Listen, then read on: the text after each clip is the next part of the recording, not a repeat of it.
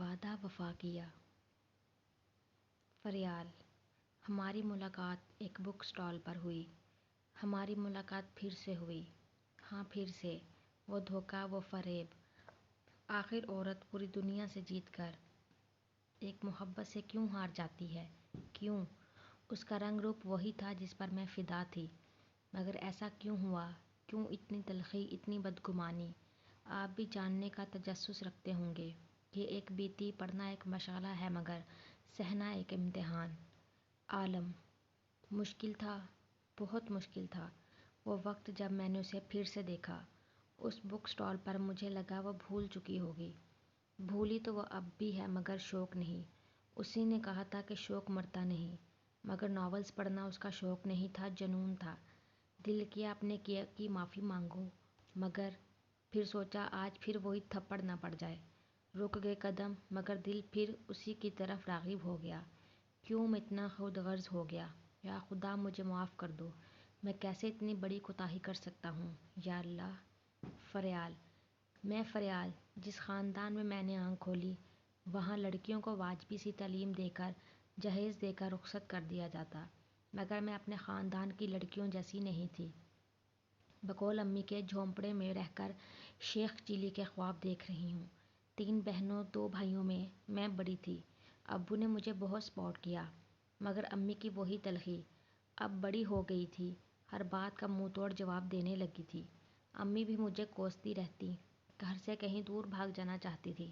میں ناولز پڑھنے لگی تھی اور خود میں خواب بننے لگی تھی۔ ایک شہزادہ آئے گا اور مجھے اس دنیا کی نظروں سے دور، کہیں دور لے جائے گا۔ اڑنے لگا کیوں من باولا رے، آیا کہاں سے یہ حوصلہ رے۔ اورے پیا، نظریں بولے دنیا تولے، دل کی زباں ہائے، چلنا آہستہ عشق نیا ہے، پہلا یہ وعدہ ہم نے کیا ہے۔ ننگے پیروں پہ انگاروں چلتی رہی ہائے، لگتا ہے کہ غیروں میں پلتی رہی ہائے۔ لے چل وہاں جو ملک تیرا ہے، جاہل زمانہ دشمن میرا ہے۔ اورے پیا ہائے۔ شگفتہ نے میرے کو فون پہ لگا گانا بند کر دیا۔ اوفو، کیوں بند گیا ہے؟ میں نے شگفتہ کی ہاتھ کی پشت پر زور سے ہاتھ مارا۔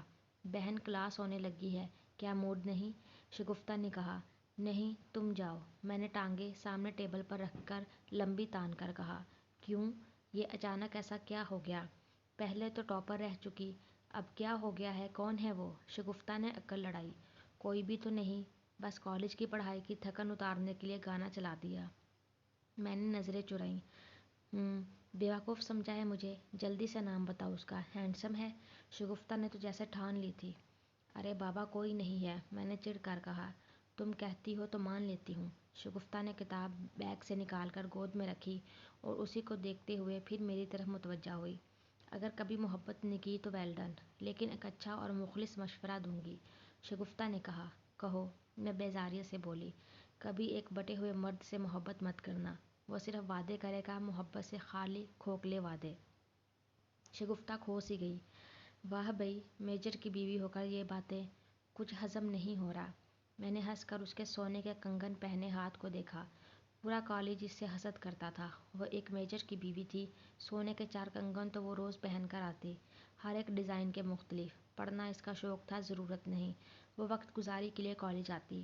ہاں، وہ میجر ہے، مگر ایک بٹا ہوا مرد۔ میں بھی تمہاری طرح تھی، محبت سے بھرپور لڑکی۔ اس نے چند محبت بھرے جملے کہے اور میں اس سے شادی کرنے پر راضی ہو گئی۔ اماں ابا کے لیے یہی کافی تھا کہ ایک میجر ان کا داماد کہلاتا، مگر شادی کی رات مجھ پر جو انکشاف ہوا، اس نے میرے جذبات یکمشت خاک میں ملا دیے۔ شگفتہ اب گود میں رکھے اپنے ہاتھوں کو دیکھنے لگی۔ کیسا انکشاف؟ میں نے بے تابی سے پوچھا۔ مجھے گھر میں گھسنے سے پہلے میری نند نے مجھے گھر سے دھکے مار کر نکالنے کی جلدی کی، بقول اس کے کہ اس کا بھائی اس کی خوشیوں کا دشمن ہے، کیونکہ دونوں کی شادی وٹے سٹے میں ہوئی تھی۔ میرے آنے سے پہلے میرے شوہر کی بیوی اسے چھوڑ کر جا چکی تھی، کیونکہ اس کا آئے روز کسی نہ کسی سے چکر رہتا، اور میرے آنے کے بعد میری نند کو طلاق ہو گئی۔ شادی کے بعد میرے شوہر پر بہت پریشر رہا، آخرکار میں نے خود ہی طلاق کا مطالبہ کر دیا، مگر وہ مجھے طلاق بھی دینے کو راضی نہیں۔ دوسری جانب میری سوکن ماں بننے والی تھی، اب انہیں اس سے آگے کچھ نظر نہیں آتا۔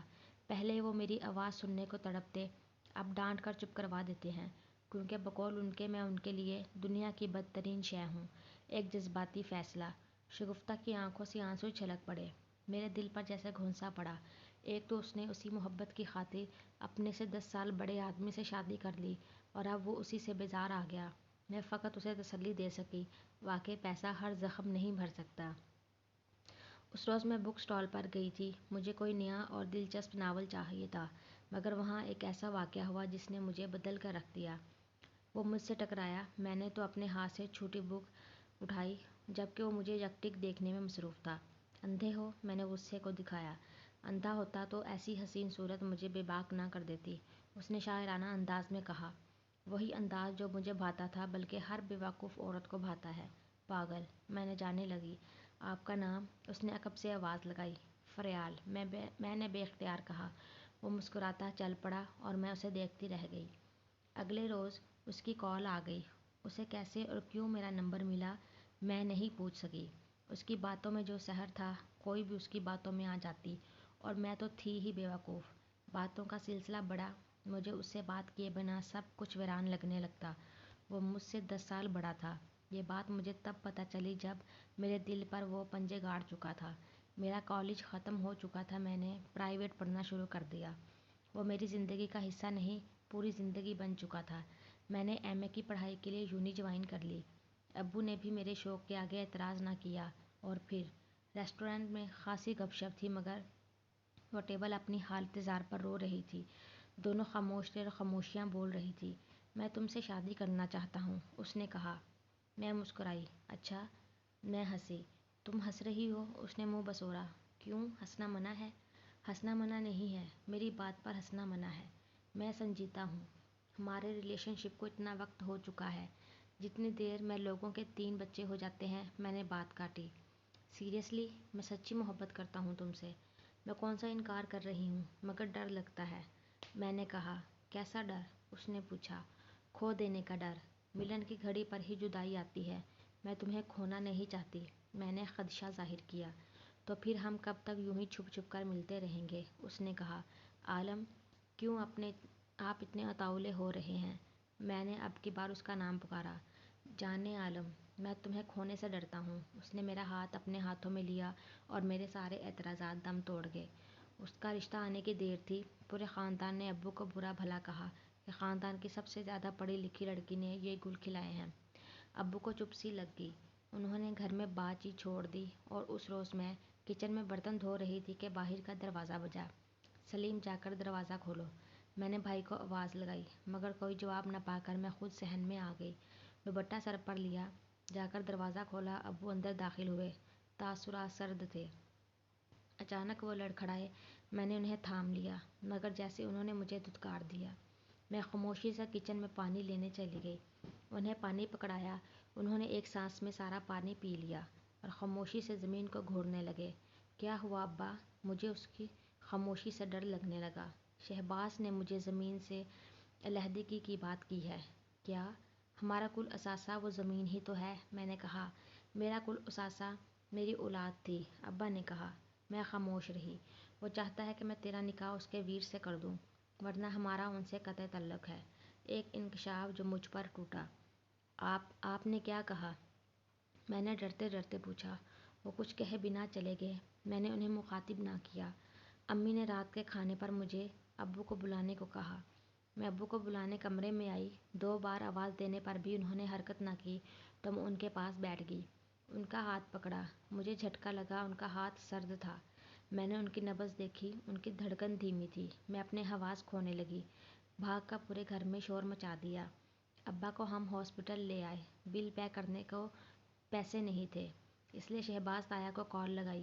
پہلے تو انہوں نے کال ریسیو نہیں کی، پھر بہت ٹرائی پر کال اٹھا لی۔ ہاں بولو، سرد لہجہ۔ تایا، ابا کو ہارٹ اٹیک ہوا ہے، میں نے کہا۔ میرا تیرے ابا سے کوئی رشتہ نہیں، انہوں نے کہا۔ مگر کیوں؟ میں نے بے اختیار پوچھا۔ تمہارا باپ ہر رشتہ ختم کر کے جا چکا ہے، صرف ایک رشتہ ہی تو مانگا تھا۔ انہوں نے جھٹ سے فون بند کر دیا۔ تب میری سمجھ میں آیا، کیا ہمارا کل اثاثہ وہ زمین ہی تو ہے؟ میں نے کہا تھا۔ میرا کل اثاثہ میری اولاد تھی۔ ابا کی کہی بات میرا کلیجہ چھلنی کر رہی تھی۔ یہ ان کی محبت ہی سب گوا دیا، رشتے زمین مگر میرا سودا نہیں کیا۔ وہ اچھے سے جانتے تھے شہباز تایا کے نشئی بیٹی کو۔ میں فون کا ریسیور تھامے کب تک کھڑی رہی پتہ نہیں، مگر اس ایک لمحے میں زندگی کے کئی رنگ دیکھ چکی تھی۔ اب مجھے اپنے باپ کی زندگی بچانی تھی، بھاگ دوڑ کرنی تھی۔ ڈاکٹر میرے پاس آئے، پیمنٹ کر دے تاکہ ہم ان کی سرجری شروع کر سکیں۔ ڈاکٹر یہ بول کر چلے گئے، میں اتنے پیسے کہاں سے لاؤں؟ اسی بے بسی سے میرے آنسو چھلک پڑے۔ میں نے عالم کو فون لگایا، جواب ندارد۔ میری پریشانی میں اضافہ ہو رہا تھا، پھر نہ جانے کون سی قبولیت کی گھڑی تھی جو اس نے کال ریسیو کر لی۔ میں نے اپنا مسئلہ بیان کیا، اس نے میرے اکاؤنٹ میں رقم بھجوا دی۔ وہ خود بھی پریشان لگ رہا تھا۔ میں نے زیادہ بات نہیں کی، ابا کا آپریشن ہو چکا تھا۔ میں سیڑھیوں کے ذریعے نیچے آ رہی تھی مگر میں نے عالم کو اس وارڈ سے جاتے دیکھا۔ میری نظریں دھوکہ نہیں کھا سکتی تھی، وہ جا چکا تھا۔ میں نے وہی نرس کو مخاطب کیا، یہ صاحب جو یہاں سے گئے، ان کا کوئی پیشنٹ ہے یہاں پر؟ میں نے پوچھا۔ جی ان کی وائف ہے، نرس نے بتایا۔ یہ سنتے ہی میرے قدموں سے زمین نکل گئی۔ کیا وائف؟ مجھے حیرت ہوئی۔ جی ان کی وائف کو لیبر پین ہوا تھا، اس لیے انہیں ایمرجنسی میں شفٹ کیا گیا۔ نرس یہ کہہ کر چلی گئی، مگر میری تو جیسے دنیا ختم ہو گئی۔ بیوی، بچہ، عالم پچھلے 4-5 سال سے مجھے چیٹ کر رہا تھا اور میں بیوقوف بن رہی تھی۔ ابا کا آپریشن کامیاب ہو گیا تھا، انہیں ہوش بھی آ گیا، مگر میرے ہوش کہاں تھے؟ مجھے معلوم نہیں تھا۔ امی کو بھی اس رات میری ہمت سے پتہ چلا کہ میں ان کا بیٹا ہوں۔ میں نہیں تو کوئی نہیں۔ ابا کچھ دن بعد گھر آ گئے اور میں نے دوبارہ یونی جانے کی خواہش کی۔ ابا نے تو کہا کہ لڑکے کو بلا کر بات کی جائے اور مجھے میرے گھر کا کر دیا جائے، مگر میرے اعتراض کے آگے سب چپ ہو گئے۔ میں نے عالم سے بات چیت چھوڑ دی اور پارٹ ٹائم جاب کرنے لگی۔ گھر کا خرچہ میری تنخواہ سے چلتا کیونکہ شہباز تایا ہماری زمینیں ضبط کر چکے تھے اور ابو کی صحت انہیں کام کرنے کی اجازت نہیں دیتی تھی۔ بھائیوں کو بھی پڑھنا تھا، ساتھ مجھے عالم کے پیسے لوٹانے تھے۔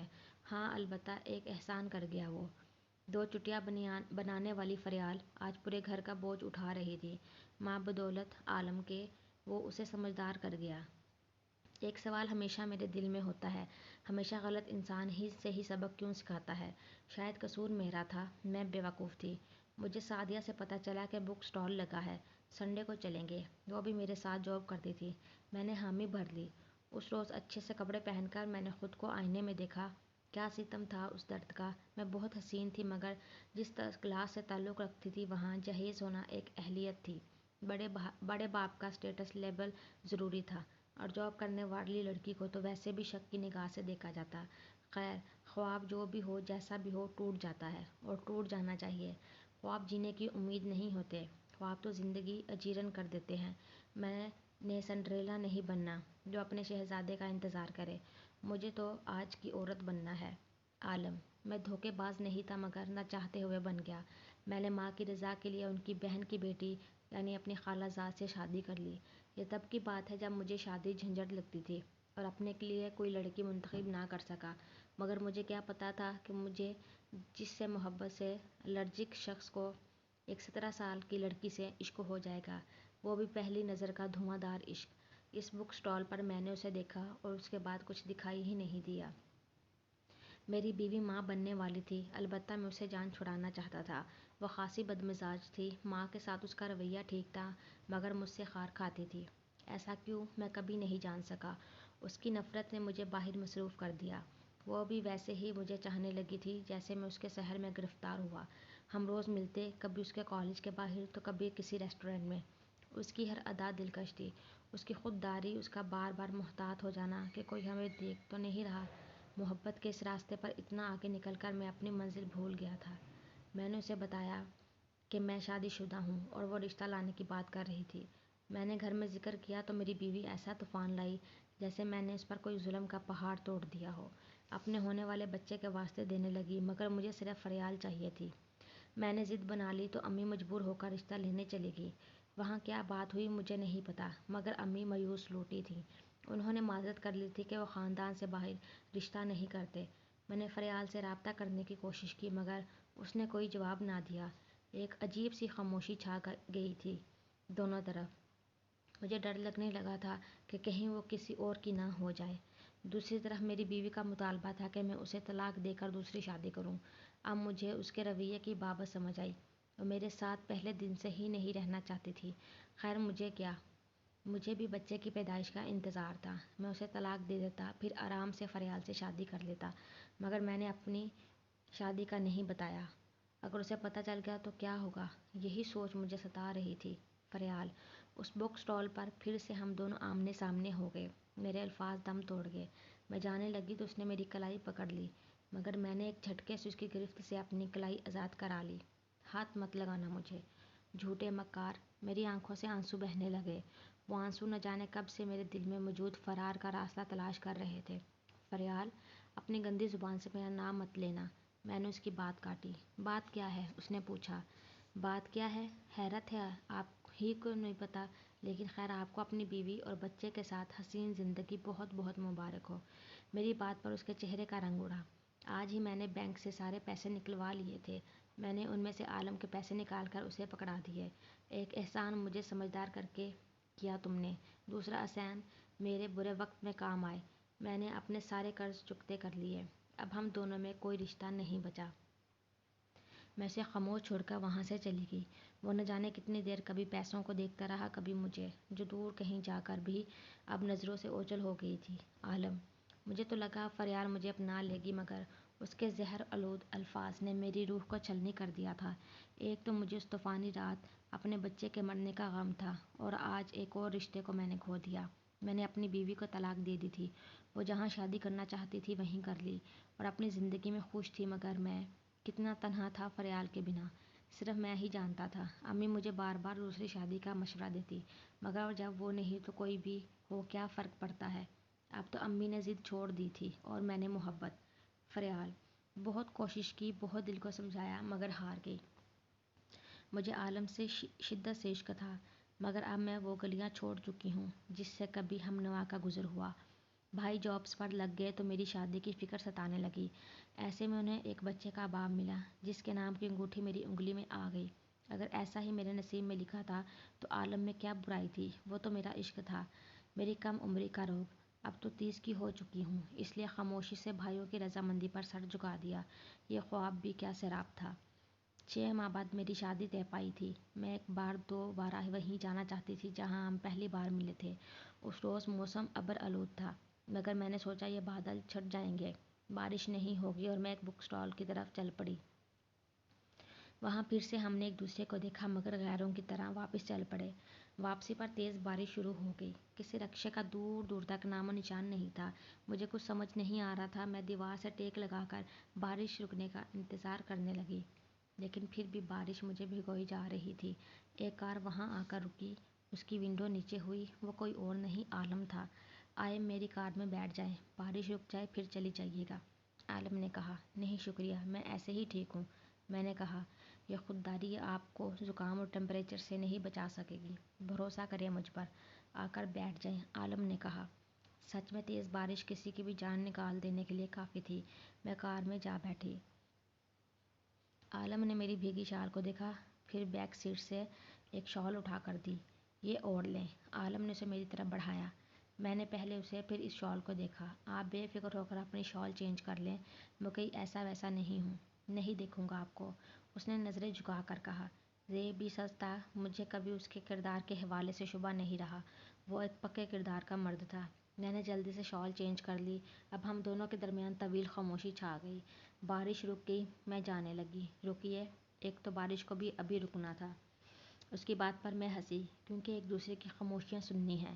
میں نے کہا، ان خاموشیوں میں بھی صدیوں کے گیلے ہیں، اس نے کہا۔ میری مسکان سمٹ گئی۔ اب وہی خاموشی۔ خوش ہو میرے بغیر، اس نے پوچھا۔ میں نے اسے ایک نظر دیکھا، پھر نظریں جھکا لیں۔ اس کی نظریں مجھ پر گڑی ہوئی تھیں۔ نہیں، بہت تنہا ہوں تمہارے بغیر۔ میرے آنسو چھلک پڑے۔ وہ خاموش رہا۔ اس نے مجھے ڈیش بورڈ سے ٹشو اٹھا کر دیا۔ میں نے تو تنہائی کو خود پر واجب کر لیا ہے، اب ڈر نہیں لگتا تنہا ہو جانے سے، اس نے کہا۔ کیوں، تمہاری بیوی؟ میں نے بے اختیار پوچھا۔ وہ میری تھی ہی نہیں۔ عورت کبھی اپنی پہلی محبت نہیں بھلا سکتی، یہ تم بھی بہت اچھے سے جانتی ہو، اس نے کہا۔ اب؟ میں نے پوچھا۔ ہاتھ تھام لو میرا اور چھوڑ دو اس دنیا کو، اس نے میری طرف ہاتھ بڑھایا۔ یہ تو ناولز میں ہیرو بولتا ہے، میں نے کہا۔ تو میں اس ناول کا ہیرو ہی تو ہوں، اس نے کہا۔ میں ہنسی اور اس کا ہاتھ تھام لیا۔